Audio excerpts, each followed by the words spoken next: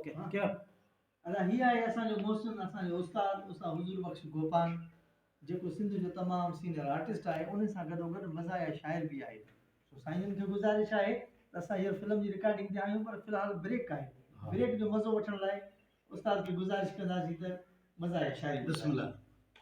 साईं शेर अर्ज़ा दिल चवे थी हर चैनल ते अचां मां, दिल चवे थी हर चैनल ते अचां मां, अटो वठां या एक्टर थियां मां। डायरेक्टर खे ॾिबी वॾी का गिफ्ट तॾहिं का मिलंदी थोरी लिफ्ट। डायरेक्टर खे ॾिबी वॾी का गिफ्ट तॾहिं का मिलंदी थोरी लिफ्ट। पोइ पाण खे फाइटर सॾायां मां, अटो वठां या एक्टर थियां मां।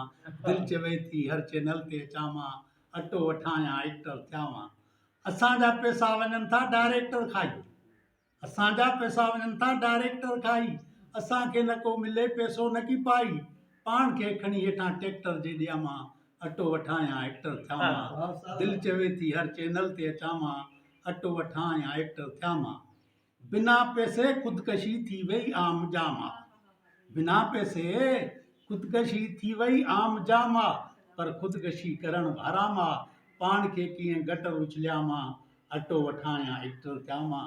दिल चवे थी हर चैनल ते अचां मां, अटो वठां या एक्टर थियां मां। पंहिंजे पर में मां आहियां हीरो, पंहिंजे पर में मां आहियां हीरो, ॿिया मुंहिंजे साम्हूं आहिनि सभु ज़ीरो। सीरियल में हीरो जेको करेक्टर कया मां, अटो वठां या एक्टर थियां मां।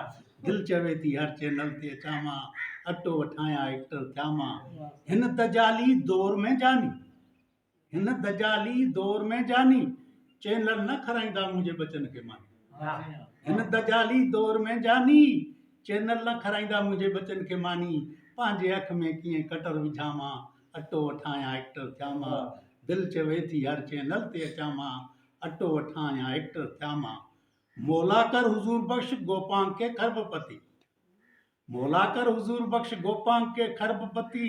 पोइ सीरियल मथां ठाहियां सीरियल लाॻी थी, पोइ हॉलीवुड जो डायरेक्टर सॾायां मां, अटो वठां या एक्टर थियां मां। हुजूर भाई गोपांग खे ॾींदा इजाज़त। अस्सलाम वालेकुम या अली मदद।